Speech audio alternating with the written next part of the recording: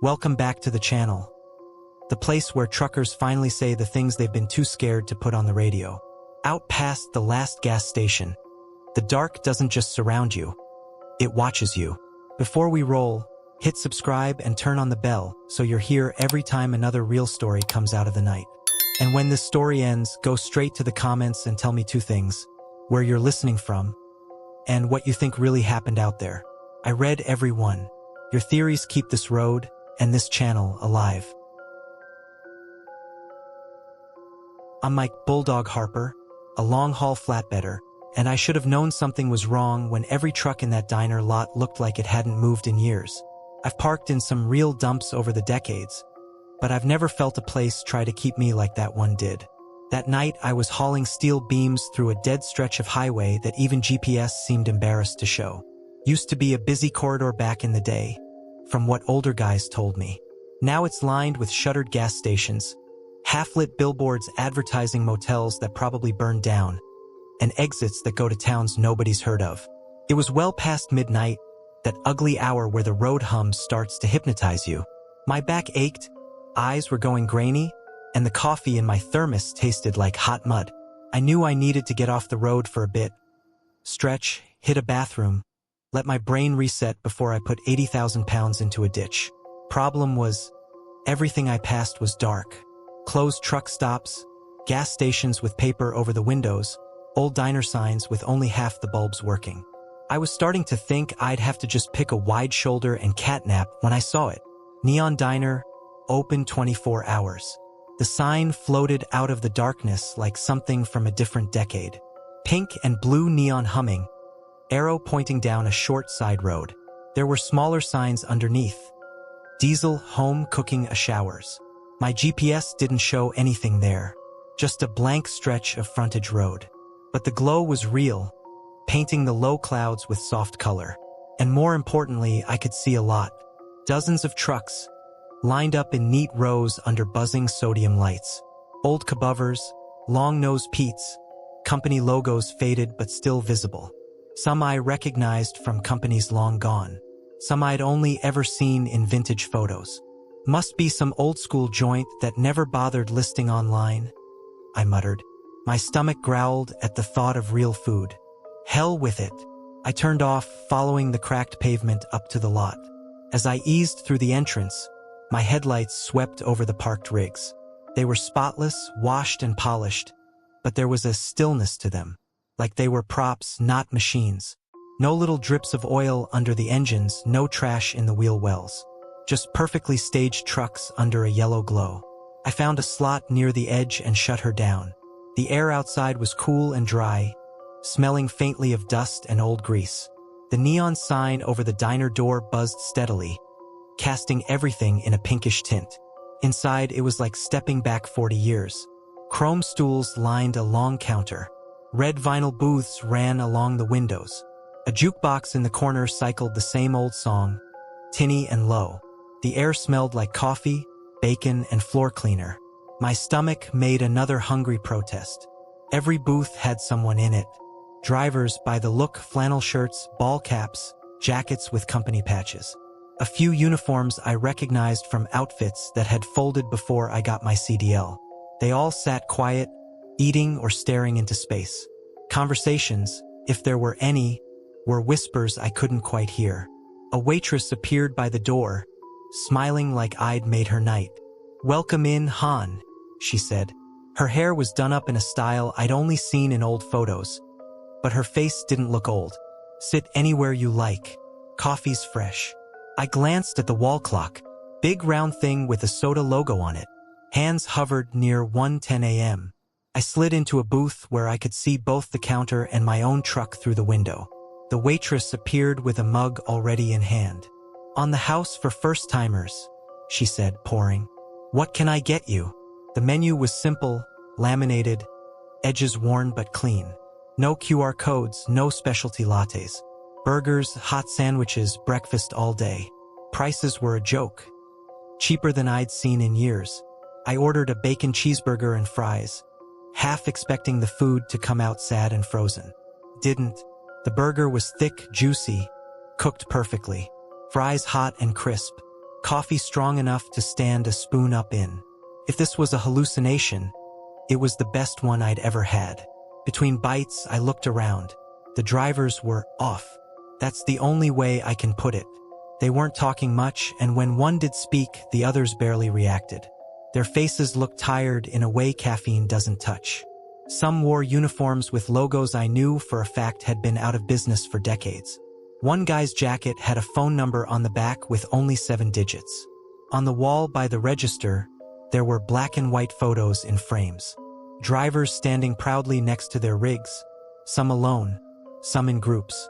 I recognized a few of the truck models, older than mine by a generation or two. Under each photo was a little brass plate with a name and dates. In memory of, a small sign at the top read. I took a sip of coffee and glanced out the window. The reflection in the glass was strange. I could see the neon sign behind me, the booths, the counter, but not my truck. Where my rig should have been, there was just darkness, like the lot fell off into nothing. I shifted in my seat and looked directly outside, not through the reflection. My truck was there, right where I'd left it. I flicked my eyes between the real view and the reflection. Truck, no truck, truck, no truck. Everything all right, Han? The waitress asked, appearing with the coffee pot. Yeah, I said slowly. Just tired, I think. Been a long pull. She smiled like she understood something I didn't. It usually is, for folks who find us. That phrasing sat wrong in my gut. I paid cash at the counter, no card reader in sight, and headed back out to the lot. The night air felt heavier, like a storm was sitting just out of sight. I checked my phone. No service. Not even a single bar. Figures, I muttered, climbing into the cab. I fired up the engine, watched the gauges come alive. Everything looked normal. I punched my destination into the GPS, waited for it to catch signal. The little spinning icon just kept spinning. All right, you know the route, I told myself. Interstate's right there. Point your nose north. You'll hit it. I eased out of the slot, following the arrows painted on the cracked asphalt toward the exit. Only, when I reached the end of the lane, there was no exit, just another row of trucks. I frowned, circled the lot. Maybe I'd turned the wrong way. The layout was a simple rectangle. Entrance should have been on the far side. I rolled past the diner door again. Neon humming, bugs orbiting the light. The same guy I'd seen earlier in the nearest booth was still staring at his plate, fork in hand, unmoving. I kept driving. Another row of rigs. Another corner. No driveway out. Come on, I snapped. I'm not that turned around. I had the uncomfortable sense of looping, like a record skip. Every time I thought I'd found a different angle on the building, it looked exactly the same. Same stack of crates by the back door. Same trash can with no trash around it. Same flicker in the open part of the sign. I checked the dash clock. 1:10 a.m. I checked my phone. 1:10 a.m. I flicked it off and on. Same time. My logbook app showed my drive hours frozen, like it had stopped counting the moment I'd pulled in. My odometer, though, kept ticking the 10th of miles as I circled. Panic tried to creep up my spine. I tamped it down. Panicking behind the wheel gets people killed. I spotted a narrow lane that cut behind the diner. Unmarked. No arrows. On instinct, I turned toward it. Maybe there's a back way out, I said. Service road. Something. As I rolled past the diner windows, I glanced in. The booths were full. Same drivers, same positions. The jukebox still cycling the same song. The waitress stood behind the counter, coffee pot in hand, watching me with an expression I couldn't read. On the wall behind her, something caught my eye. One of the black and white photos. A man standing next to a flatbed truck with a tarp over steel beams. Big guy, beard, ball cap. The truck had my company logo on it, but an older version from before the rebranding. Underneath, a little brass plate. Mike Bulldog Harper 1969 to 2019. My heart lurched. I slammed the brakes, the truck rocking slightly. When I looked back at the photo, the glare from the window hit it. For a second, I thought I'd imagined it.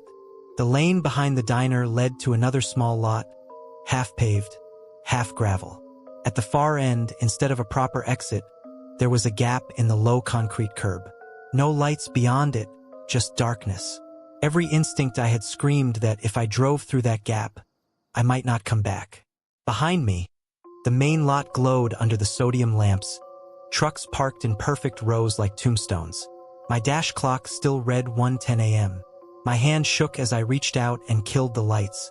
The cab fell into darkness, instrument panel a faint green glow. Outside, the neon hummed, steady as a heartbeat. "Pick your hell," I whispered. I took a deep breath, dropped it into low gear, and turned toward the gap.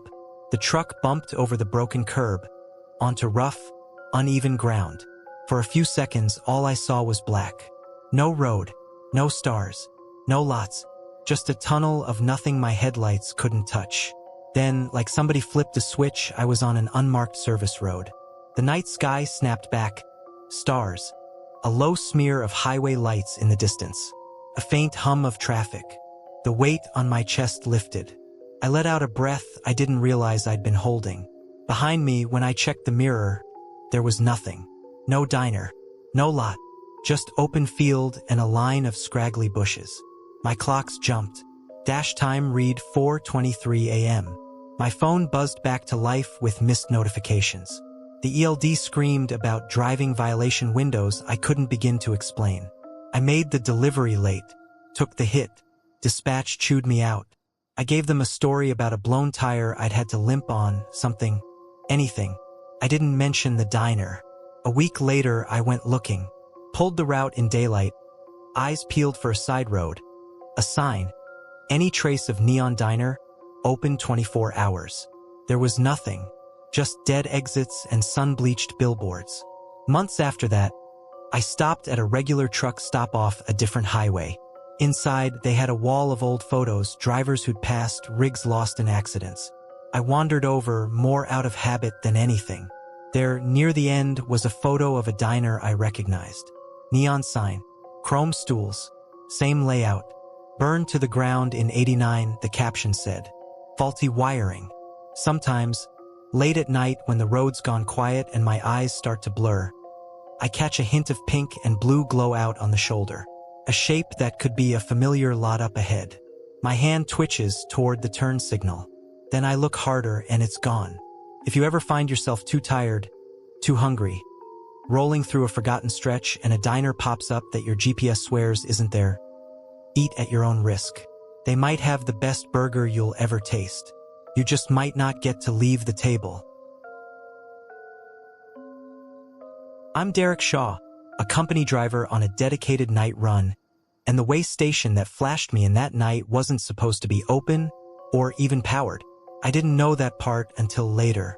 All I knew in the moment was that something in that building was waiting for me. My run was simple on paper. Same highway, same window, same distribution center at the end of it. I'd driven that route so many times I could have told you every billboard in order. And I knew, like every other regular on that stretch, that the way station at mile marker 112 was always closed at night. Always. The pattern was predictable. During the day, the sign would flash open, troopers pulling trucks around back, everyone griping on the CB. After 10 or 11 p.m., the lights went off, and the sign showed closed in dull, dead letters. You keep rolling. That's the rule. That night, the fog came in thicker than usual. Not pea soup, but enough to blur the edges of the world. My headlights carved out a short tunnel, beyond which the darkness felt solid. The road was damp, reflecting light like glass. I settled into a cautious pace, wipers tapping a steady rhythm. I knew I was coming up on the way station when I saw the outline of its ramp and the dark rectangle of the building through the mist. I was already leaning forward, ready to confirm the closed sign so I could relax. Instead, I saw green. The digital sign over the road glowed bright, letters sharp even through the fog. All trucks must enter. The arrow blinked toward the ramp. The building itself looked lit up too, windows glowing faintly. My foot twitched on the pedal. "Ha!" I said aloud. "Guess they're doing a surprise night shift." Company policy was clear. If the sign says open, you go in. DOT games encouraged or not, the fine for bypassing wasn't worth it. I flipped my turn signal and guided the rig onto the deceleration lane. The ramp took me up and around, dropping into the main scale lane. Even with the fog, I could see enough to tell something was off. It was too clean. I don't mean tidy desk clean. I mean no trash, no tire marks, no gravel drag from truck tires. The concrete looked like it had been poured yesterday. The glass in the observation booth was spotless. No posters taped up, no coffee mugs on desks, no reflective vests hanging on hooks. Just empty offices behind glass and a single lit bay. The automated speaker crackled to life. "Pull forward slowly," a flat voice said. No human inflection. "Stop on the platform." I did as told. The scale thumped under my tires. I watched the digital weight readout on the big sign. Everything looked normal. My gross was right where it should be. Axles balanced just like they were at the shipper. I waited for the usual, "Okay TO go" or "pull around back." Instead, the display went blank. Then new words appeared. "Reweighing. Adjust position." The speaker popped again. "Pull forward 2 feet," it said. "Stop." I frowned. I'd been pretty dead on the first time. Still, I indulged it, easing forward a couple of feet, then setting the brakes again. The scale thunked. The numbers rolled back up. Same weight, same everything. The screen flickered, correcting previous incident. My scalp prickled. I'd never seen that message before. The speaker rasped. "Pull back 1 foot." "Stop." I shifted to reverse, inched back. The scale protested with a clank. A whisper of air brakes echoed faintly. Not just mine, like others in the distance. The display flashed again. One more to clear the board. The hair on my arms stood up. Fog pressed against the windows, making the building feel like an island in a white sea. I glanced at the offices behind the glass. Someone was there now. For a second, I thought I was seeing my own reflection.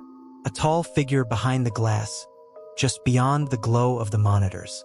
No uniform I could make out, just a dark outline. It was standing very still, watching me. Couldn't see a face. I reached for the CB mic. "Any of you boys know if 112s started doing night shifts?" I asked. "Getting some weird messages in here." Nothing but static answered.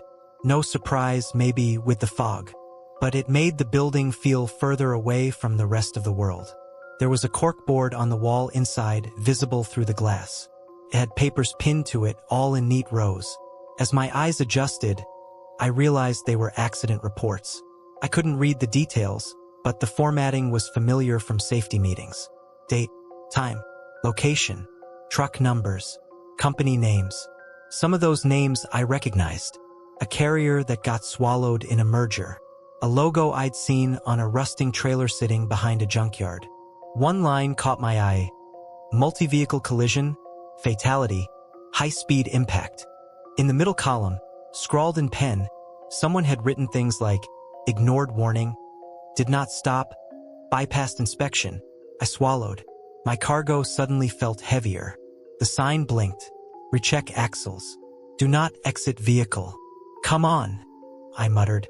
"You got my weight. What more do you want?" I glanced at my side mirror. The fog behind me was thick, but I could see the faint outline of the lane, the glow of the entrance sign. No other trucks had pulled in behind me. I was alone on the platform. A sound drifted up from under the truck. Faint, metal-on-metal crunching, like a slow-motion wreck happening somewhere underground. I felt a shudder through the floorboards, a vibration that didn't match my idling engine. My mouth went dry. I looked back at the office.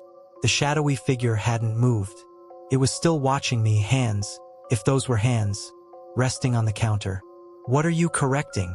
I said under my breath. The digital sign glowed brighter. "Do not exit vehicle. Stay on platform." At that exact moment, my headlights flickered. The cab lights dimmed, then flared back, like something had pulled a surge of power from the system. Under my tires, there was a lurch. The truck sank a fraction of an inch. Then a hiss of hydraulics I hadn't touched. I felt something clamp near my rear wheels. I glanced out the side window. Metal blocks had risen around my drive tires, locking them in, like chocks built into the platform. I hadn't seen them before. They hadn't been there when I pulled on. The speaker crackled again. "Remain for inspection," it said.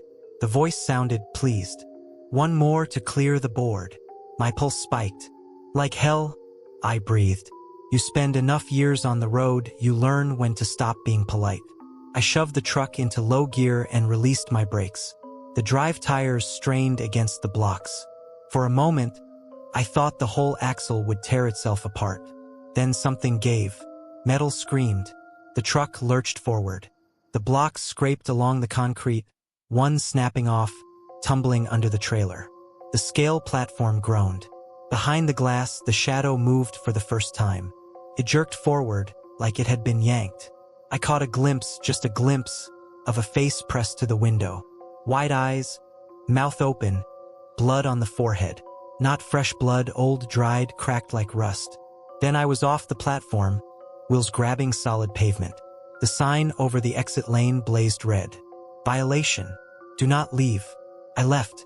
I floored it down the ramp, merging back onto the interstate harder than I should have.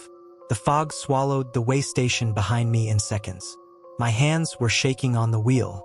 A mile down the road, my phone buzzed with a text from dispatch, asking why I tripped a violation alert at a station that wasn't on my route.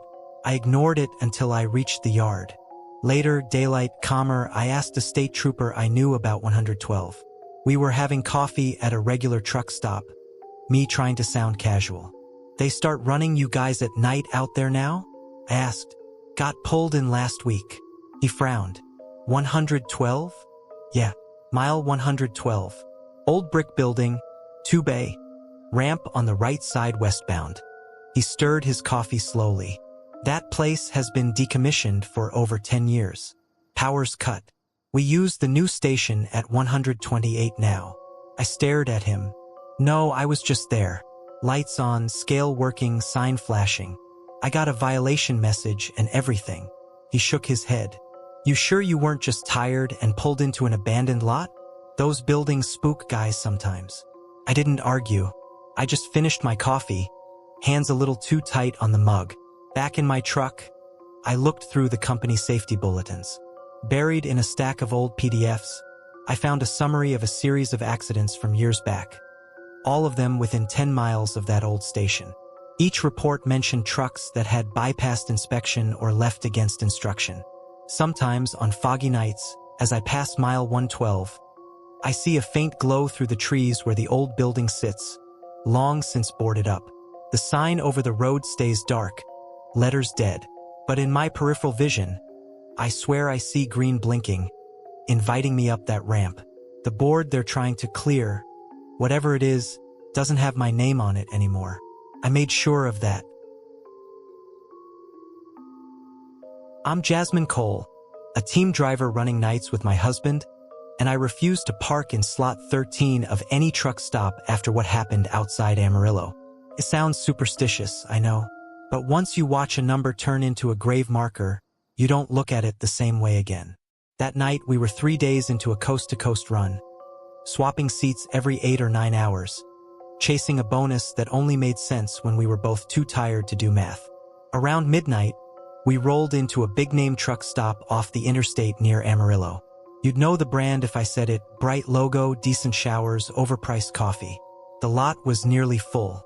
A sea of red and white marker lights stretched out under a sky with no stars. We idled up and down the rows, both of us scanning for a place to drop the rig without blindsiding or boxing someone in. "There," I said, pointing. Near the far edge of the property, there was a single open spot big enough to make a straight shot in. The number painted on the concrete stop block was worn but readable. My husband, Nate, made a face. "Of course," he said. "Lucky number." "Don't start," I said. "We've slept in worse." The light over that corner was broken, leaving slot 13 in more shadow than the rest. Trash had collected along the chain-link fence behind it. Plastic bags, an old tire, a busted crate. I could barely make out a faded "No trespassing" sign half hidden in the weeds. He eased the truck in. I got out to help guide, boots crunching on bits of glass scattered near the fence. The air smelled faintly of diesel and something sweet, like spilled soda that had baked in the sun too long. Once we were parked and chalked, Nate went inside to grab showers. I told him I'd stay with the truck, scroll my phone, maybe nap later. Team driving sounds glamorous until you realize it mostly means you and your partner take turns feeling half dead. I climbed into the driver's seat, reclined it a little, and let the cab lights fade. Outside, the lot hummed with quiet life. Engines idling, air brakes sighing, the occasional murmur of voices. It was comforting in its own way. A little rolling village of steel and fatigue. I started doom scrolling. Videos, social media, the usual.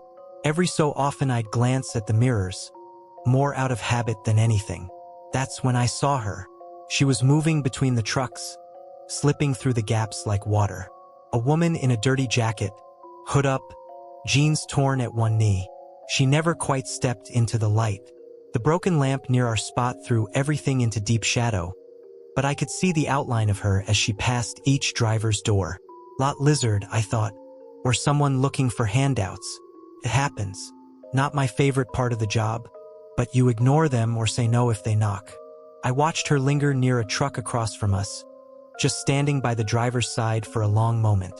The cab light flicked on inside, then off.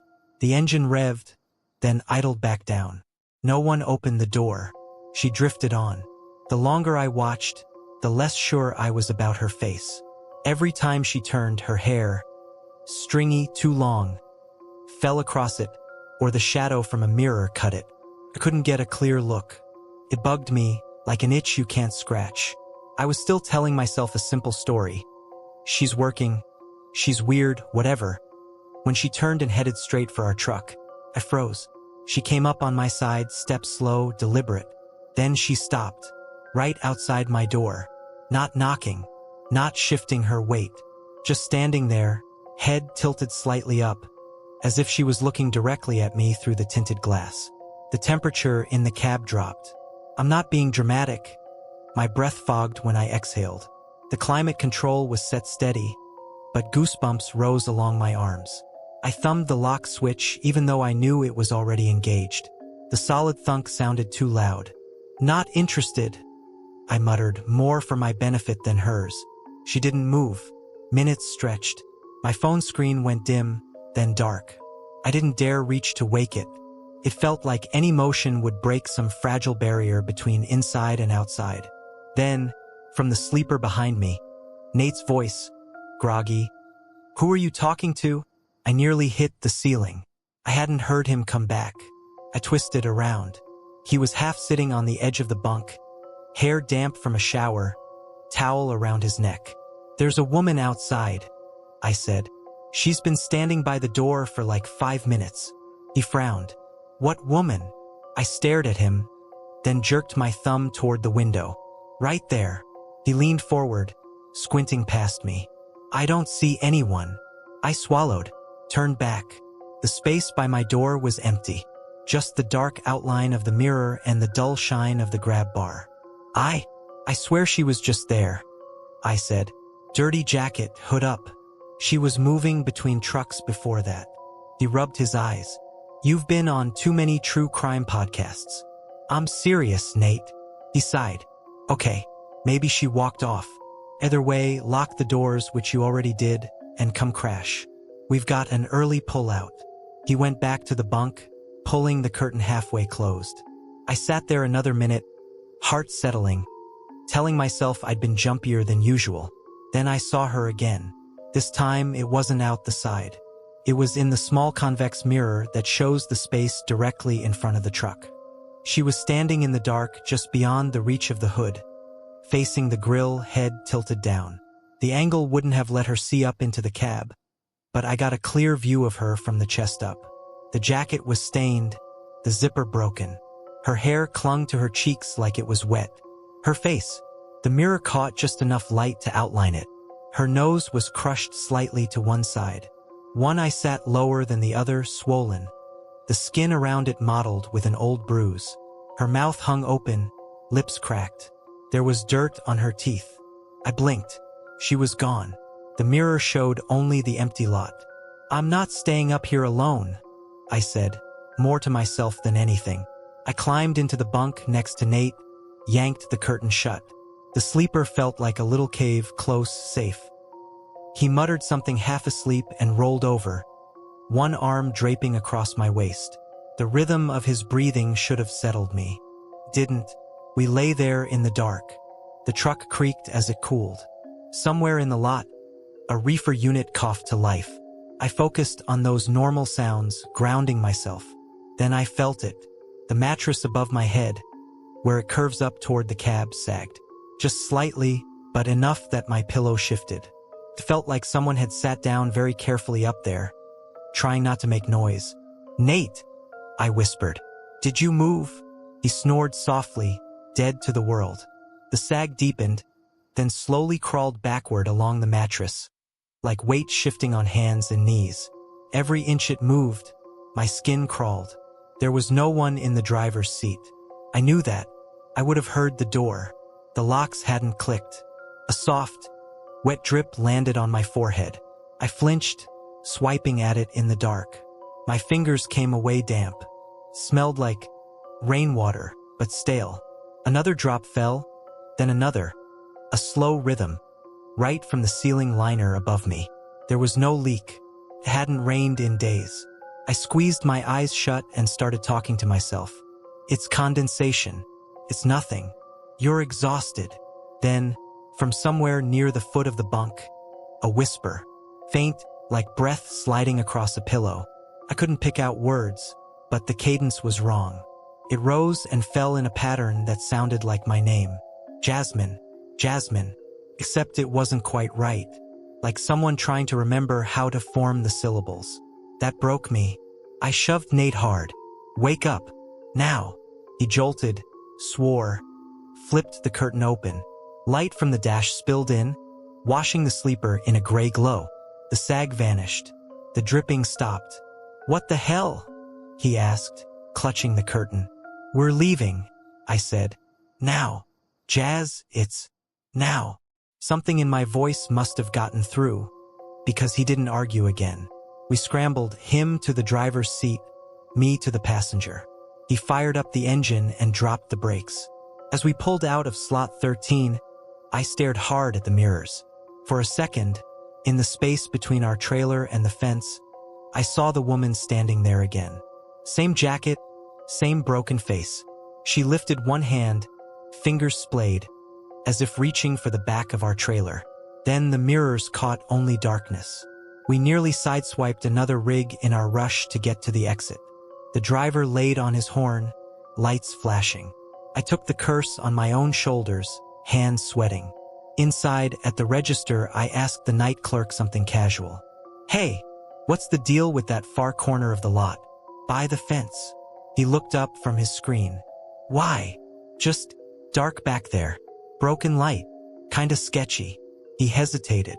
Then, in a lower voice, "Some folks say that corner's bad luck.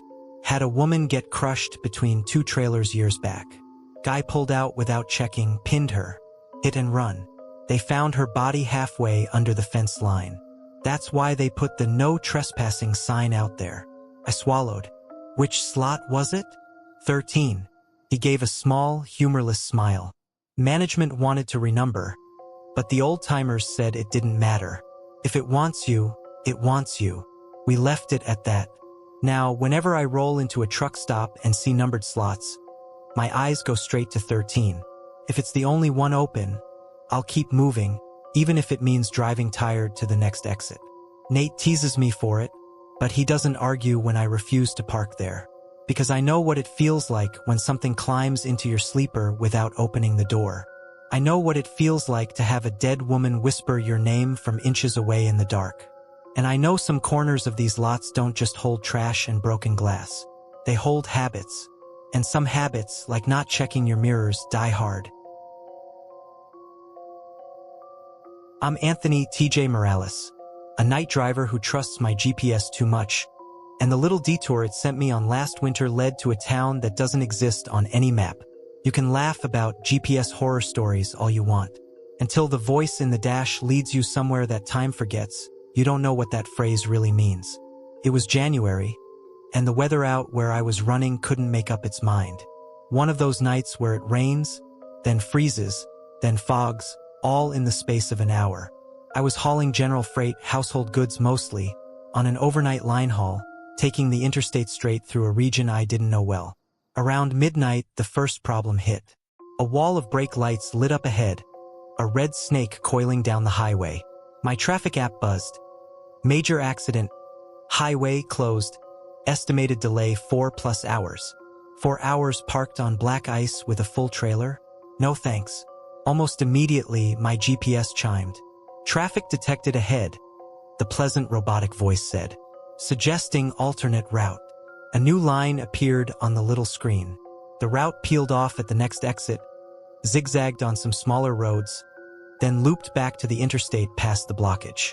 The ETA dropped by 3 hours. I checked the exit number. Nothing fancy, just one of those with a gas station icon and a tiny town listed. I hesitated, looking at the long line of stopped vehicles ahead. That's why you pay for the fancy GPS, right? I muttered. Trust the toys. I signaled and took the exit. The ramp curved down onto a 2-lane road, the kind with no shoulder worth speaking of and drainage ditches on either side. My headlights washed over skeletal trees and old fence posts. The asphalt was worn, patched so many times it was practically a quilt. Continue on State Route 47 for 18 miles, the GPS said cheerfully. There were no route signs, just my blind faith and that glowing arrow. The deeper I went, the more the world thinned out. No more gas stations, no more familiar brand truck stops, just the occasional farmhouse, lights off, roof lines hunched against the night. Mailboxes leaned at odd angles. The painted lines on the road faded, then vanished entirely in some stretches. The storm played games with me. Rain turned to freezing drizzle, coating the mirrors in a thin sheen. Then a patch of fog rolled in, dense enough that I had to drop to 30 just to feel safe. Then, just as suddenly, it cleared, leaving everything wet and gleaming. I checked my clocks. The time on the dash, the one on my phone, and the one on my ELD all matched. The ETA on the GPS ticked down, the little truck icon crawling along the alternate route. It was about 40 minutes into this detour when I saw the town. At first, it was just a faint orange glow in the distance, smudging the low cloud cover. Then shapes emerged: streetlights, a few squat buildings, a blinking red light atop some unseen structure. A roadside sign loomed up on my right, the reflective paint half peeled. The name of the town, if it had one, had worn away to nothing. Turn left in 0.3 miles, the GPS said. Sure enough, a narrow main street cut off to the left, flanked by a couple of faded storefronts. A diner with a 24 hours sign flickering in the window. A service station with ancient pumps, the kind with analog dials. I was alone. No other vehicles. No dogs barking. No neon beer signs glowing in bar windows. The town looked paused, like somebody had hit a universal remote. TJ, you sure about this? I asked my reflection in the windshield. Silence answered. I took the turn. The truck's reflection stretched across dusty windows, briefly doubling the size of the ghost town. Proceed straight for 2 miles, the GPS instructed. Then turn right. As I rolled through, I peered down side streets. Most of the houses had curtains drawn, but I saw the occasional glow of a lamp. Shapes moved behind glass. Shadows, nothing more. No one stood on porches. No cars sat in driveways. No Christmas lights left up too long, even though the season had just passed. I stopped at what looked like the town's only stoplight. It cycled through red, yellow, green, even though there wasn't a single cross-street car to warrant it. The first real wrongness hit me when I glanced at the clock. 12:17 a.m. I could have sworn it had been 12:17 the last 3 times I checked. I shook my head, blaming stress. The GPS still showed progress along the route. Maybe I'd misread it. I drove on. The farther I went into town, the more anachronistic things felt. The cars parked along the curb were older models, boxy sedans with chrome trim, pickups that belonged in a museum. The gas price on the station sign was so low I did a double take. Gotta be a joke, I muttered. No cell service symbols lit my phone. My messages wouldn't load. The map app spun in circles, then gave up, showing only a gray void around a thin blue line. I pulled over in front of the diner. Figured I could at least get directions from a human being. Maybe my GPS had led me astray, but locals usually knew the best way back to the main road. The 24 hours sign in the window flickered. The interior lights looked warm. I killed the engine, set the brakes, and stepped down into a weirdly still air. It didn't feel like winter cold. Felt flat. Inside, the diner was spotless. Every napkin dispenser full.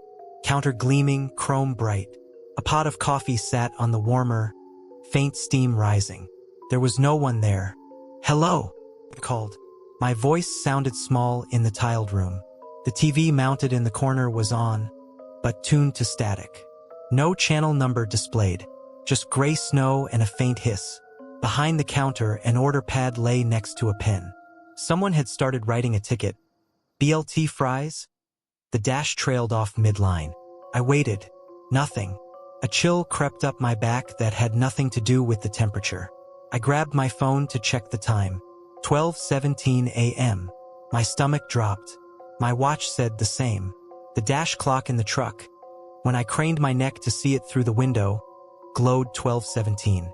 "Okay," I said softly. "We're done here." I backed out of the diner and climbed into the cab. The GPS screen brightened as if nothing was wrong. "In 200 feet, turn right," it instructed. The road ahead narrowed as it left town. Houses grew sparse, then disappeared. The pavement got rougher. The reflective markers on the edge of the road gave out entirely, leaving me dependent on my headlights and gut instinct. The clocks did not move. I drove. 10 minutes by feel. 15. The digital readout stayed locked at 12:17. The fuel gauge, though, that was dropping.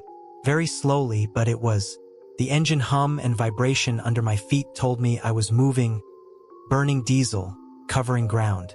GPS lost signal. The unit announced suddenly. Continuing route from memory. The map zoomed out, showing nothing but a straight gray line through an empty field of beige. No towns. No highways. Just a guess. My skin crawled. At some point, fog rolled back in, thin wisps that clung to the ground. Shadows flickered at the edge of my vision. Shapes that could have been trees or people or nothing at all. Street signs, when they appeared, had no names. Just green rectangles with blank faces. Then I heard it. An engine. Somewhere behind me. I checked my mirror. A truck was following, maybe 200 yards back. Old rig, rounded nose, cab-over design. Logo on the door I couldn't quite read. Its headlights were slightly yellowed, haloed by the fog. I slowed a little, instinctively expecting them to pass. They held back, matching my speed exactly. I grabbed the CB mic, eastbound behind me. "You got ears?" I asked. "You know where the hell we are?" Static. Then, faintly, a crackle like someone trying to tune a distant station. No voice. The truck kept pace. Minutes, hours? Later, I came to an intersection with a sign so weather-beaten it was practically an artifact. Both arrows pointed to town names that had been scoured off by time. The GPS insisted on a left turn. My gut said right. I chose my gut. As I completed the turn, I glanced in the mirror. The following truck also turned, but the angle of its headlights showed me something that made the blood drain from my face. The trailer side was mangled. The metal crumpled inward, blackened around the edges like it had been in a fire. The company logo was half melted, letters slurring into nonsense. The wheels didn't quite touch the pavement in a way that made sense. Then it faded into the fog, like a film reel burning out. Something in me snapped.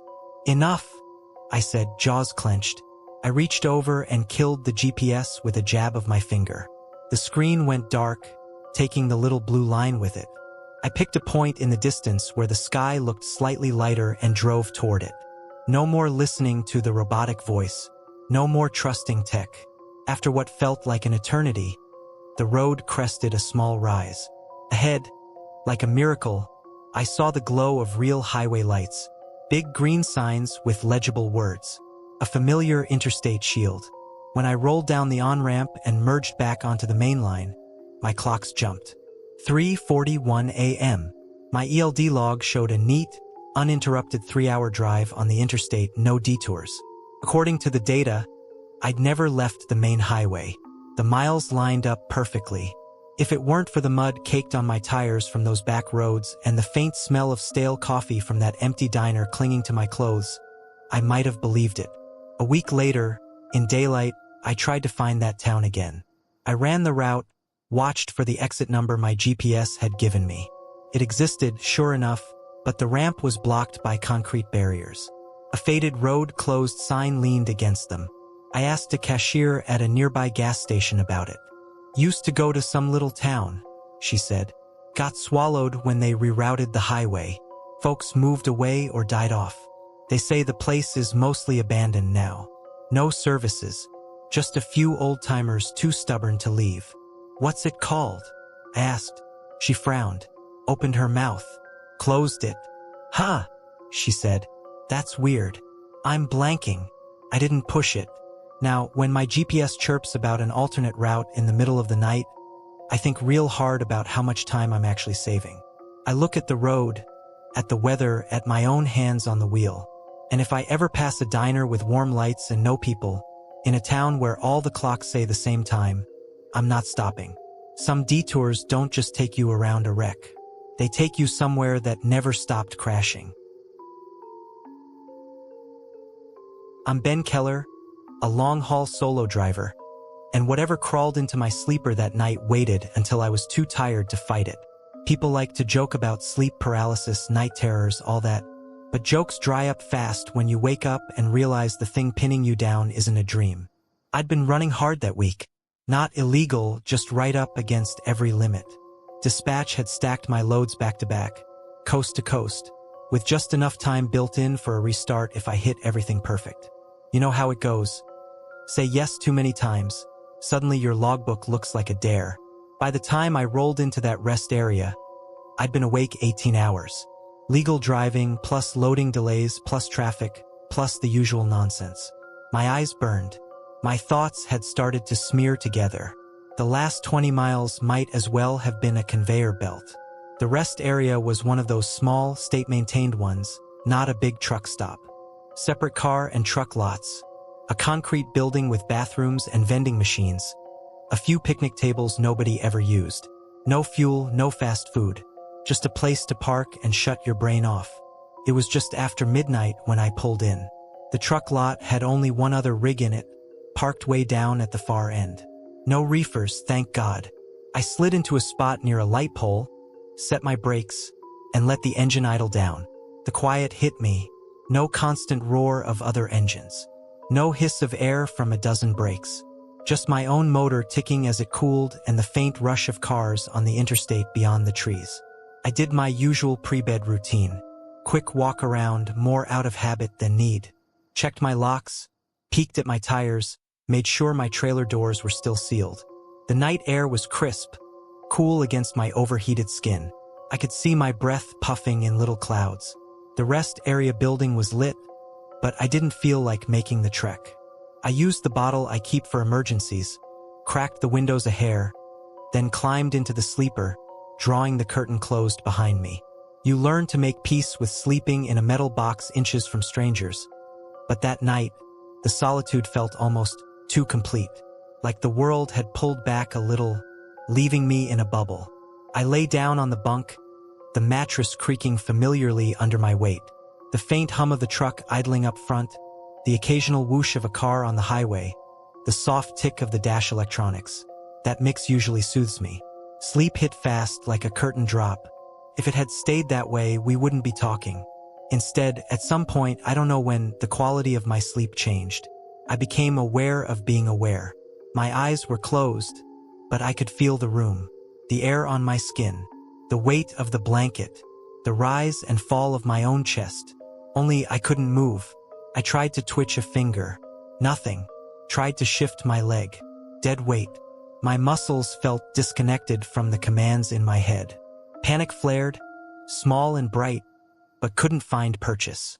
I felt muted, like someone had turned down the volume on my emotions. At first, I told myself what everyone tells themselves. Sleep paralysis. It happens. Your brain wakes up before your body does. It's not dangerous. Just ride it out. Then I heard it. A sound from the cab. Soft, careful, like someone easing themselves into the driver's seat, testing the springs to avoid a creak. The kind of noise you only notice if you're listening hard. My rational brain launched every explanation it could. Wind, truck settling.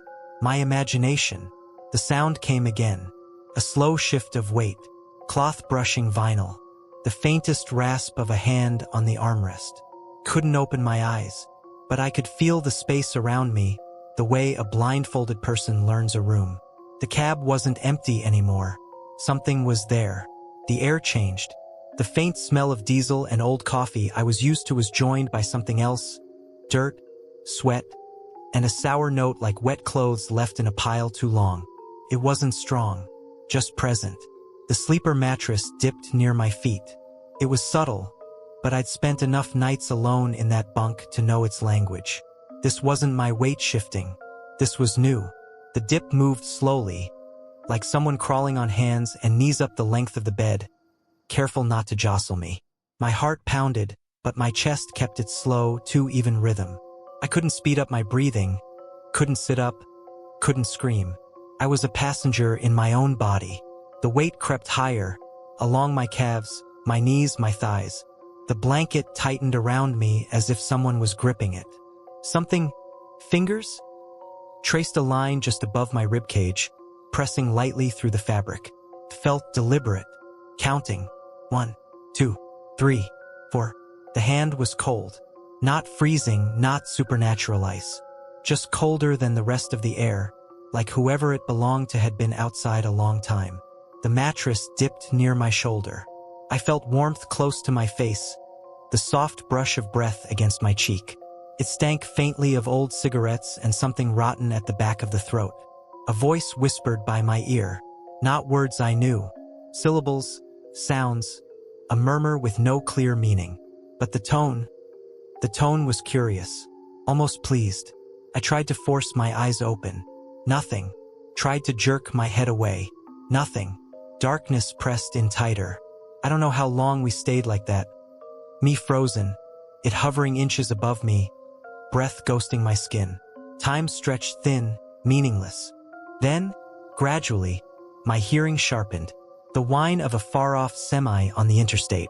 The hum of my own truck's engine up front.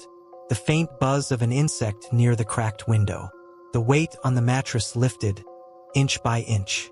The cold hand left my ribs. The breath stepped back. Something moved in the cab. A soft scrape, like someone stepping down from the seat. A shift of weight on the floor. The door latch clicked. That broke the spell. I gasped and sat up so fast I smacked my head on the top of the sleeper. Pain bloomed. I cursed, clutching my skull. The curtain was drawn. The cab beyond it glowed faintly from the dash lights. My chest heaved, breath finally catching up with the panic that had backed up in my system. For a few seconds, I just sat there, listening. The engine idled normally. No other sounds. I yanked the curtain aside. The driver's seat was empty. Both doors were shut, locks engaged. Windows exactly where I'd left them, cracked just enough for air. The overhead compartments were closed. Nothing out of place. My hands shook as I reached for the overhead light. It snapped on, bright and harsh, banishing every shadow it could reach. Just a nightmare, I said. Sleep paralysis. That's all. But something itched at me. A physical sensation I couldn't deny. I reached up to touch my forehead where I'd felt the drip in the dream. My skin was damp, not sweat, cool like condensation. My fingers came away with a faint, gritty residue. When I rubbed them together, it felt like fine dirt. I twisted in the bunk, checking the ceiling liner above where my head had been. There were 4 distinct smudges there, long and narrow, like someone had pressed their fingertips into the fabric. The marks were darker than the surrounding material, as if it had gotten wet and dried that way. I cleaned this yesterday, I whispered. I remembered wiping the liner with a damp cloth to get rid of a coffee stain. I slid off the bunk and checked the floor by the driver's seat. A few grains of dirt sat on the mat that hadn't been there before. Dark, almost black, unlike the light dust from the rest area parking lot. I unlocked the door and cracked it open. Cold air rushed in, carrying the smell of damp leaves. I climbed down barefoot and scanned the pavement around the truck. No footprints, no cigarette butts, no evidence anyone had been standing there. The other rig at the far end of the lot sat silent and still, windows dark. I considered walking up to the building, finding a security camera, begging the attendant to show me footage of my truck for the last hour. I needed someone else to tell me I hadn't imagined it. Instead, I climbed back in, shut and locked the door, and turned on every light in the cab. I sat in the driver's seat, arms folded, staring at the empty space between the seats where I'd imagined someone moving. I didn't go back to sleep that night. I drove as soon as my hours allowed, eyes sandy, nerves frayed. At the next major stop, I scrubbed the ceiling liner until my shoulder burned. The smudges never fully faded. Since then, I've had regular sleep paralysis a few more times. It's unnerving, but it's always just me, my brain stuck in neutral. No extra smells, no deliberate touches, no whispers. That night was different. Some nights, parked in lonely lots, I'll be lying in the bunk and feel the mattress dip for just a second, like someone testing the edge. I sit up, heart pounding, and there's nothing there. The truck creaks. The engine hums. I don't know what climbed into my sleeper that night, or how it got in without opening a door. Maybe it's something that rides the highways, slipping into the cracks between waking and sleeping. Maybe it's just in my head. But I started locking the curtain from the inside after that, even though I know damn well a piece of fabric and a bit of Velcro won't keep anything out that doesn't care about doors. What it does is remind me that I'm not as alone in that cab as I used to think. And if you ever wake up in your bunk and feel someone counting your ribs with cold fingers, don't waste your breath trying to scream. Save it for when you can move again. I'm Hank Dwyer, a veteran night driver with 3 million safe miles, and the only time I truly thought I was going to die was when I joined a convoy that didn't belong to the living. I've seen everything these roads can throw at you. Blizzards, idiots, blown tires, bad bosses, but nothing ever got under my skin like those 3 trucks. I was running an overnight load through open plains, flat country where you can watch a storm coming for an hour before it hits. It was one of those clear, cold nights where the stars looked close enough to touch. The interstate stretched ahead in a perfect line, red taillights dots in the distance, white headlights smears coming the other way. Around midnight, I spotted them. 3 trucks in a tight formation up ahead, running a few miles under the limit. Even from a distance, their taillights looked steady. Too steady. No tapping of brakes on hills, no small corrections. Just 3 points of red moving in perfect sync.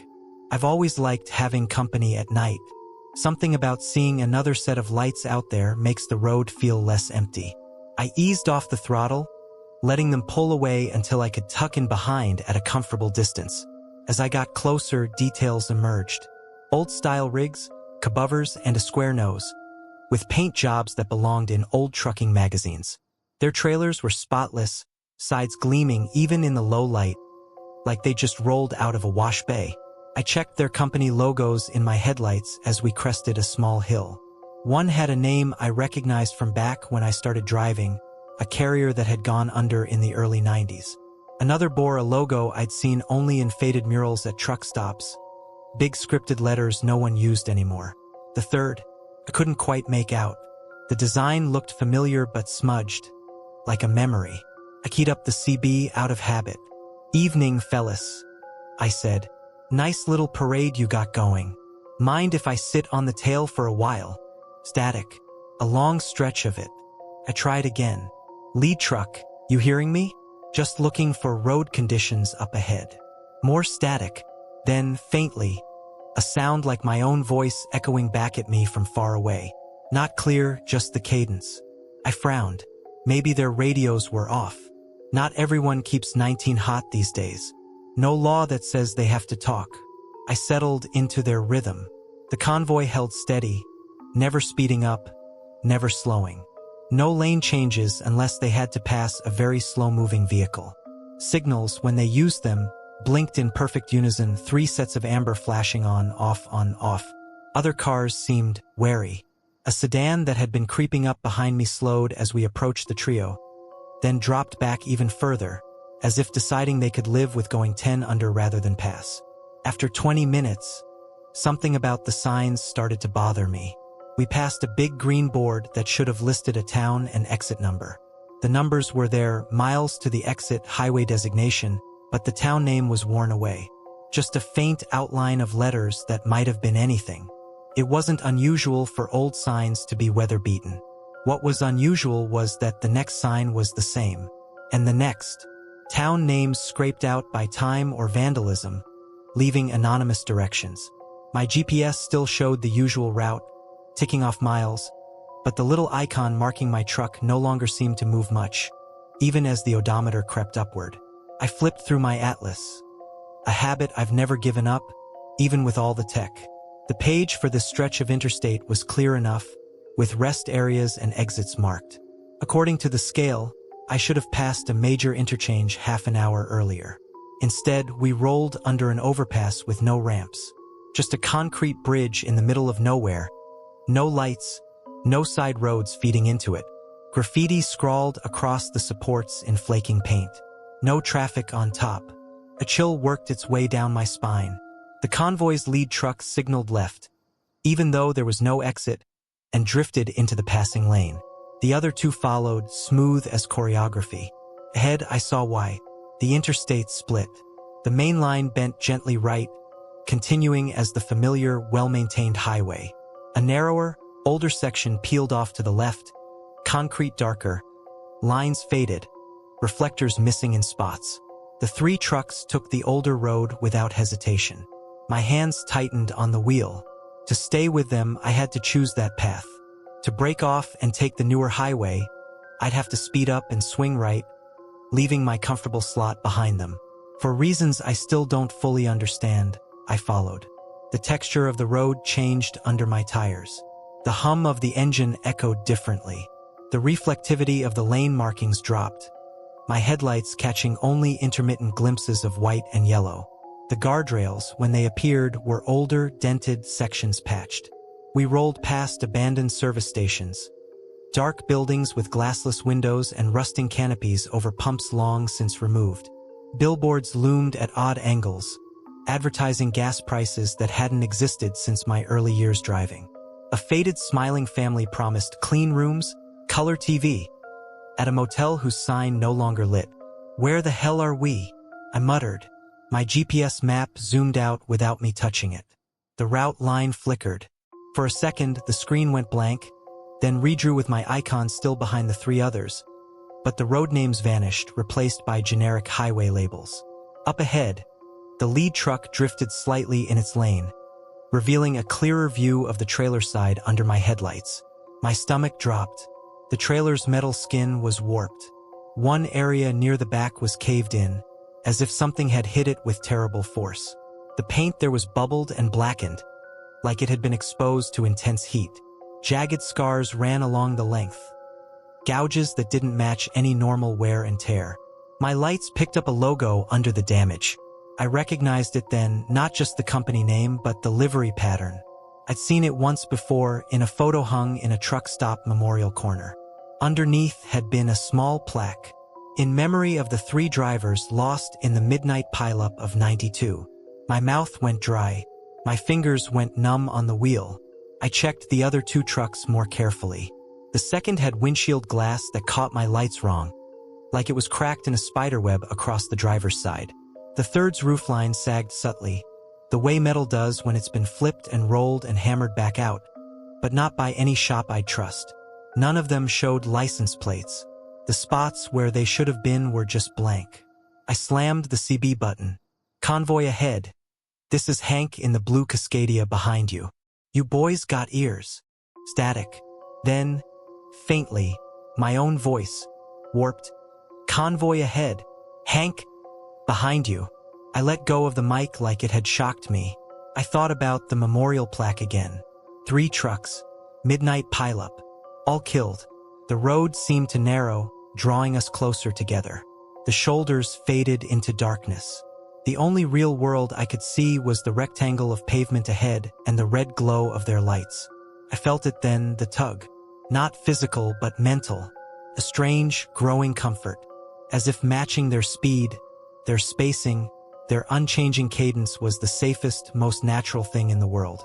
I could see how a tired mind could just fall into that rhythm and never question where it was going. "No," I said aloud. "We're done." I took my foot off the throttle and coasted, letting the distance grow. The spell, because that's what it felt like, tightened around my chest. A creeping urge to close the gap, to nudge the pedal and slide back into formation. I fought it. The brake pedal felt heavy under my foot, but it obeyed. My truck slowed. The red taillights ahead shrank, then stabilized as the convoy maintained their speed. For a long minute, we crawled like that, me watching them pull farther away, them never adjusting. Then, as if triggered by my choice, something changed. The lead truck signaled right. The other two did the same. Ahead, the old highway curved, rising toward a low hill. Just beyond the crest, a green highway sign loomed, lit from below by a single yellowed lamp. For a second, the letters were clear. Memorial Highway, in honor of the drivers lost in the midnight pileup of 1992. My headlights flickered. The trucks crested the hill. Their taillights vanished, one by one, over the rise. When I reached the same point a couple of minutes later, I expected to see them continuing ahead, maybe merging back onto a newer section. Instead, I rolled out onto a freshly paved, well-lit stretch of interstate. New signs, reflective and crisp. Modern guardrails, the kind of rumble strips you only get from recent work. There was no sign of the older road behind me. When I checked my mirror, the pavement I'd just driven appeared seamless with what lay ahead. Off to the right, near a rest area entrance, a stone monument stood. My curiosity got the better of me. I signaled, pulled off, and parked by the truckers section. The plaque on the monument read, "In memory of the 3 brave drivers who lost their lives in the midnight chain reaction collision of January 3rd, 1992. May all who travel this highway do so with caution and respect." 3 etched silhouettes of trucks lined the bottom. Back in the cab, I dug into my mental archive. I remembered older drivers telling stories about that wreck. How fog and ice and one bad decision had turned a routine convoy into a pile of scrap and broken bodies. How, for years afterward, guys would swear they saw strange lights on the old stretch that had since been rerouted. I'd always chalked it up to road myth. I don't anymore. Now, when I'm running through open plains at night and I see a tight formation of older rigs ahead, lights steady, no radios talking, I give them a lot of room. Sometimes I back off and let them fade into the distance. Sometimes I take an exit, grab a coffee, and let time shuffle the deck. Whatever those trucks are, memories, echoes, something worse, they're headed somewhere I'm not ready to follow. Because I've got 3 million safe miles and counting. I intend to keep it that way. And the next time a convoy like that invites me to fall in line, I'll remember how easy it was to feel like I belonged with them.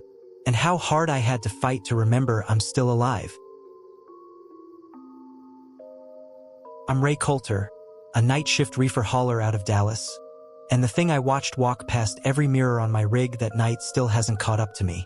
I keep waiting for it to, every time I see my own reflection in a truck stop bathroom or chrome tanker, but so far it's stayed on that stretch of highway where I left it, or where it left me. Hard to say who let go of who. That run started like any other graveyard shift. Frozen load, tight delivery window, flat country and straight lines. I'd left the last truck stop an hour earlier, topped off on bad coffee and a stale cinnamon roll, and settled into that late-night trance only highway drivers know. Cruise control at 65, cab lights off, dash washed in soft green, radio down low to some AM talk show fading in and out of static. The road ahead was empty. No taillights, no oncoming headlights, just my beams carving out 2 pale lanes into the dark. I remember thinking how clean the sky looked. No city glow, just a hard black dome with a few scattered stars. It was the kind of night where you feel like the only moving thing left in the world. I glanced at my passenger side mirror out of habit, just checking my trailer position, and that's when I saw it. Something tall and thin slid through the very edge of the mirror, like it had stepped out from the shoulder and started pacing me. Just a smear of darker black against the night, long and upright, too close to the lane for comfort. I snapped my eyes back to the road, heart kicking once. Hard. Probably a reflection, I told myself. Maybe a signpost or mile marker catching the light weird. I gave it a minute, then checked the mirror again. Nothing. Just the faint outline of my reefer box, the glow of my marker lights, and the white line flicking by. I shook it off and took a sip of coffee that had gone lukewarm. My logbook said I still had a few solid hours before I had to shut down. I wasn't that tired. Not nodding off tired. Anyway, 10 minutes later, I saw it again. This time it was in the hood mirror on my side. Same thing, just inside the glass, where the shadow of my own truck cut across the lane. A tall, narrow shape, like a man walking right along the fog line, keeping perfect pace with 80,000 pounds of steel and frozen food. No reflection should have put anything that close. If someone was really out there, I would have hit them already. I flicked off cruise and eased onto the throttle myself, eyes sweeping from road to mirrors and back. My hands had gone slick on the wheel. The air in the cab felt thicker, like I'd rolled the windows up all the way, even though the driver's side was cracked an inch. "Easy, Ray," I muttered. "You're just cooked. Too much night, not enough sleep." Still, I tapped the brakes twice, hard enough to feel the tug of the trailer behind me. The rig slowed a few miles per hour. I watched the hood mirror carefully. The shape didn't fall back. It didn't lurch forward. It just shifted.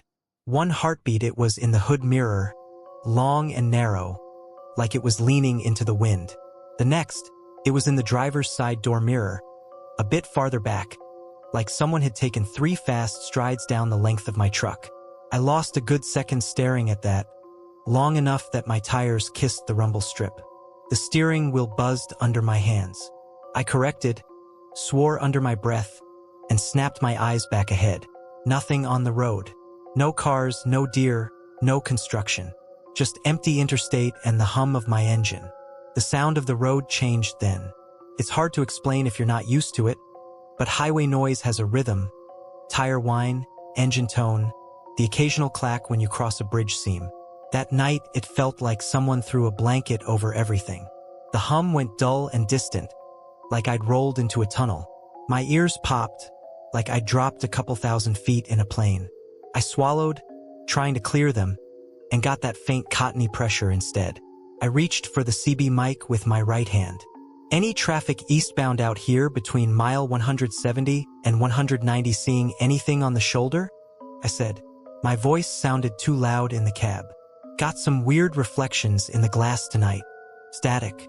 Not the usual light hiss, the thick kind that feels like it has weight." I tried again. Flipped to another channel. More static. No voices. That was strange. I'd heard at least 3 other trucks talking not 20 minutes before. I set the mic down and checked my dash cam screen, mounted just under the radio. The little red recording light was on, solid. At least if something actually was out there, I'd have video to prove I wasn't losing my mind. I told myself that and didn't believe a word of it.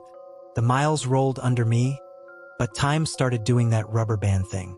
I checked the clock, drive what felt like 20 minutes, check again and see 5 had passed. My coffee went from lukewarm to cold without me noticing. I started counting the green mile markers as they flashed by just to keep my brain grounded. That's when it changed tactics. Instead of pacing me in the mirrors, the thing started waiting for me. The first time I saw it under an overhead sign, one of those big green boards hung on a metal gantry. My headlights washed up the posts, and there it was, dead center under the sign, like it was hanging from the steel by its arms. It was just a silhouette, long limbs, longer fingers, no face I could make out. For a heartbeat, it looked like it was about to drop into my lane. I flinched and swerved half a foot toward the shoulder. The trailer tugged at the 5th wheel, reminding me there was no room for panic at that speed. By the time I forced my eyes back up, the sign was behind me and the road ahead was empty. Next overpass, same thing. A long shadow clinging to the side of the concrete, as if it had been waiting there for hours just for me to pass underneath. I watched it roll right over my windshield, like someone walking across my hood. My breathing had gone shallow. I could feel sweat at the base of my neck, sliding down under my shirt despite the AC holding steady at 68. My fingers ached from how tight I was gripping the wheel. "Okay," I said out loud. "You're stopping. You're pulling it over. You're checking everything like a professional and not like some idiot in a ghost story." There was a wide on-ramp coming up, the kind that curved up and away from a farm road onto the interstate. No traffic merging, no cars in sight. I flipped on my signal, eased down off the main line, and rolled halfway up the ramp until it flattened out. I set my brakes, killed my headlights, and sat there in the dark with only my marker lights glowing faint orange. For a second, it was peaceful. Crickets in the weeds, the soft ticking of hot metal cooling, the reefer unit cycling in the background. My heartbeat started to come down from the rafters. Then I realized how wrong the sky looked. Out over the fields, the stars were dull, like someone had smeared grease on the windshield. There was a faint, low hum in the air, not engine noise, not power lines. Something else, a vibration you felt in your fillings more than heard. My ears popped again.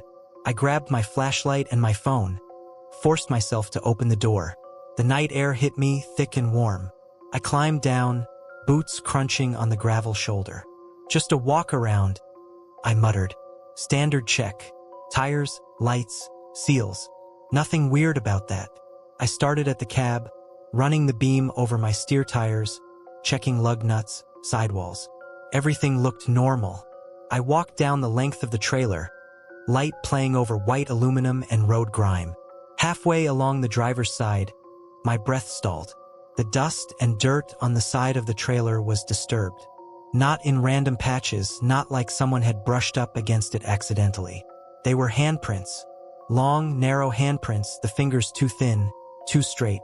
They started just behind the tractor and walked their way down the trailer, every few feet, like something had been matching my speed with a palm pressed to the metal. I raised the light.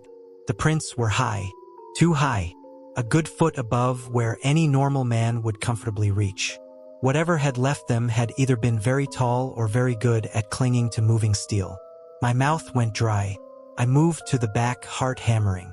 Across the rear doors, something had dragged a wet smear from one latch to the other. It glistened darkly in the flashlight beam, not fresh red, more like old oil or dirty water. I reached out before I could stop myself and touched it with my glove. Cold. Colder than the night air.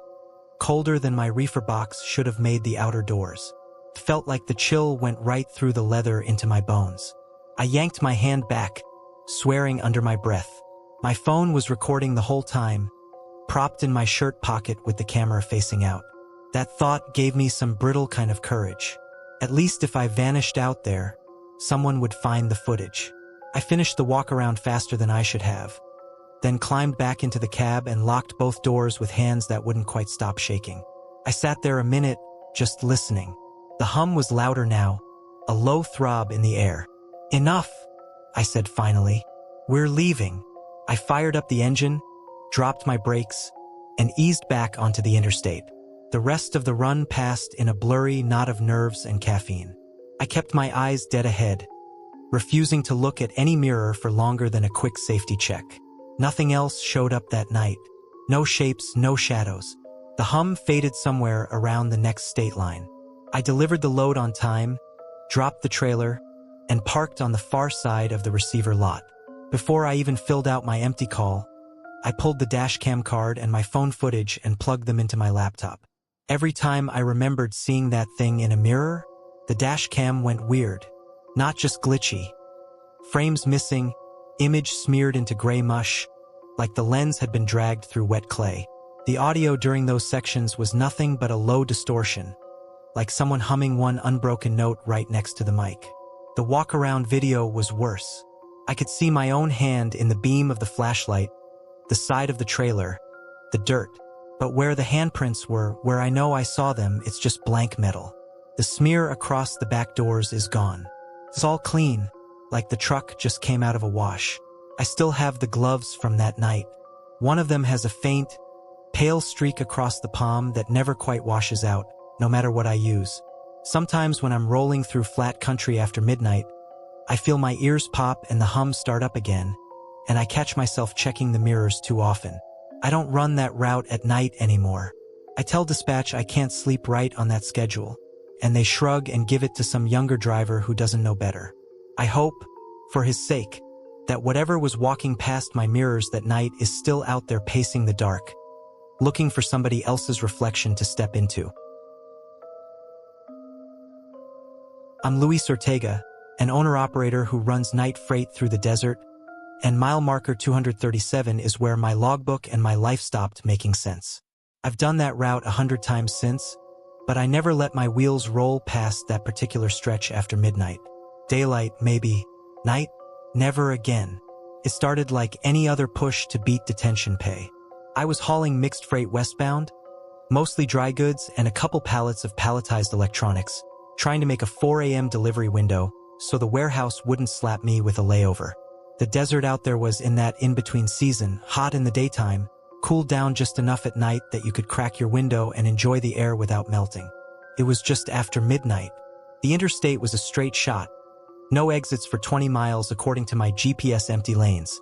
No headlights ahead or behind, just my own beams stripping color out of the scrub and rock.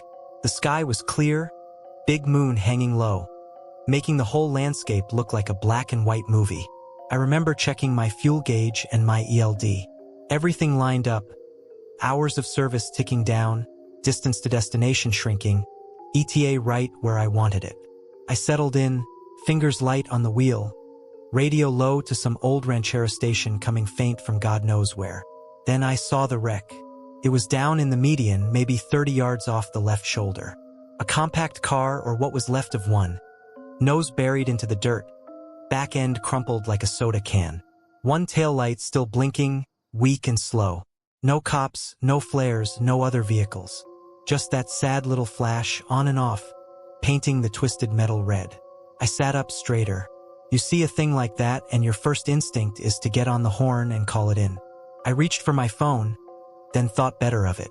Road noise and accents don't always play nice with 911 operators. Easier to wait for the next exit, pull off, and call from there with a mile marker. I glanced right, looking for the post. Mile 237. Okay, easy enough.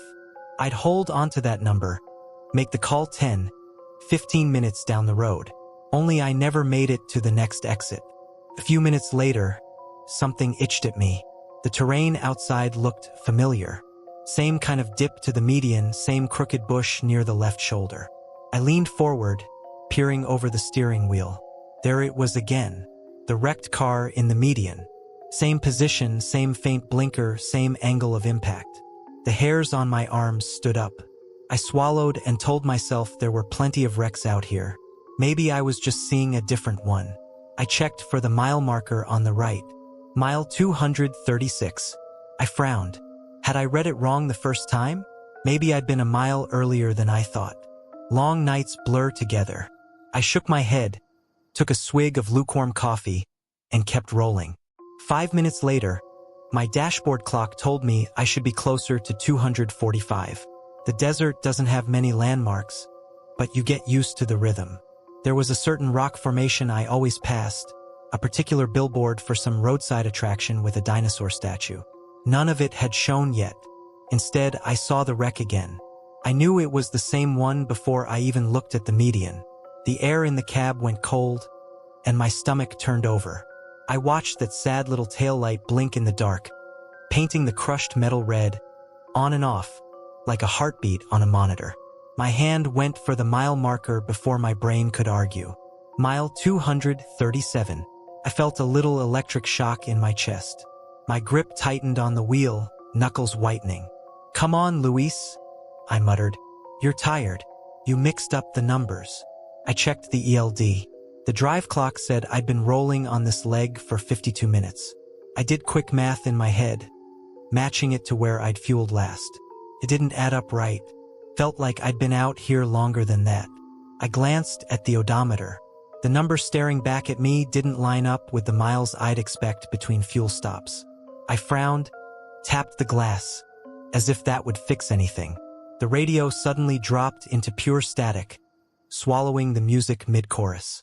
"Enough," I said. My own voice sounded too loud. You're stopping at the shoulder. You're going to clear your head. Check your numbers. I eased onto the right shoulder between mile markers 236 and 237, wherever the hell I actually was, and rolled to a halt. Hazard lights on, brakes set, engine idling low. The desert night pressed in, thick and quiet. I checked my phone. Full bars. No notifications. Time said 12:47 a.m. I checked the ELD again.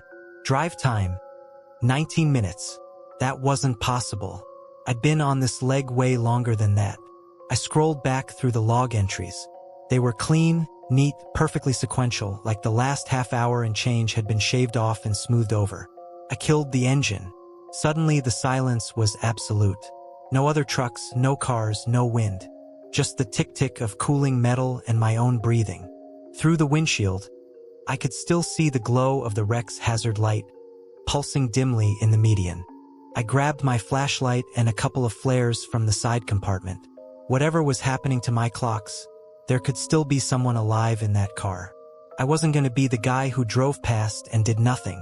The air outside was colder than it should have been. Desert nights get chilly.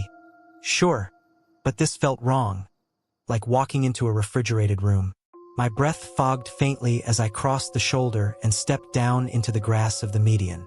Each step felt heavy, like the dirt was trying to hold my boots. The flashlight beam cut through the darkness, landing on the twisted metal ahead. The hazard light blinked slowly, painting the wreck red, then dark, red, then dark. "Hello," I called out. My voice sounded muffled, like there was cotton in the air. "You okay in there?" "I'm a truck driver." I called for help. I hadn't called yet, but it felt like something I should have done already. That thought bothered me more than it should have. When I reached the spot where I'd seen the wreck, my brain stuttered. There was no car, just empty dirt, scrub grass, and a pair of deep, parallel gouges plowing a line down into the median before curving off and vanishing into the dark. They were wide, truck-wide, like something with a lot of weight had left the pavement at speed and carved its way into the earth. My flashlight beam followed them, throat tight. The tracks ended abruptly near a slight depression. The dirt churned and packed hard, like something very heavy had come to a stop there a long time ago. The blinking red light I'd been following wasn't coming from the ground. It was a reflection. I turned slowly, lifting the flashlight. The red pulse shimmered faintly on the chrome of my own truck's bumper, up on the shoulder. Hazard lights, flashing steady. I hadn't turned them on. I knew I hadn't. I always set them from the driver's seat before I cut the engine, a little ritual. This time I'd been too distracted. The air grew heavier, pressing on my ears. My skin prickled. I had the sudden, powerful feeling that someone was watching me from very close by. I swung the beam through the median, breathing shallow. Nothing but dark and brush. No car, no victims. But I wasn't alone. I can't explain it except to say that I felt another presence. Close, like standing next to a stranger in a tight elevator. My fingers went numb around the flashlight. Behind me, a rumble of an engine on the highway made me jump. I turned, expecting to see a truck roll past on the lanes. Instead, I watched my own rig drive by. Same make, same company name, same custom mud flaps. I stared as it rolled along the interstate above me, cab lights glowing, tail lights steady. Through the side window, I caught a glimpse of the driver. A man with my face, eyes wide, mouth open in a silent shout. The truck kept going, disappearing around a distant curve. I stood there in the median, shaking, listening to nothing. When I finally made it back to my own truck, the one parked on the shoulder, hazard lights still blinking. My hands were trembling so badly I dropped the keys twice before I got the door open. I climbed in, slammed it shut, locked it, and sat there gasping.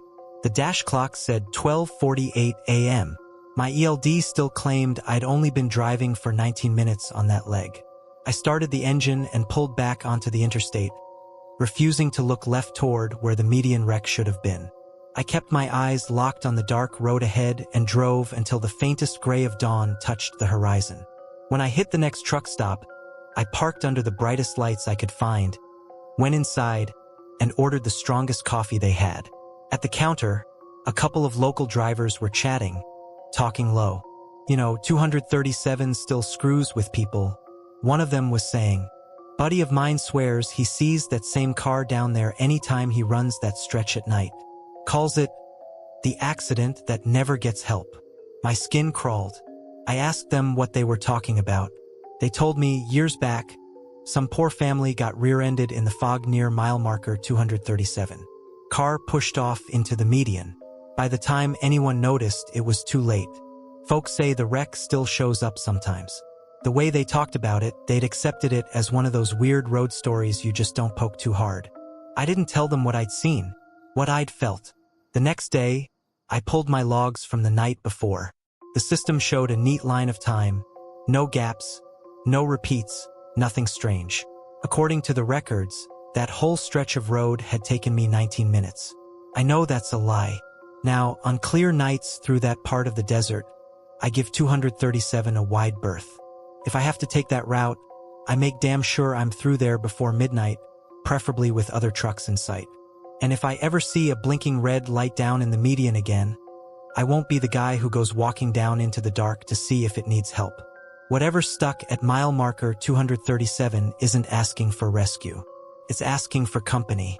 And I already spent more time there than I'll ever get back.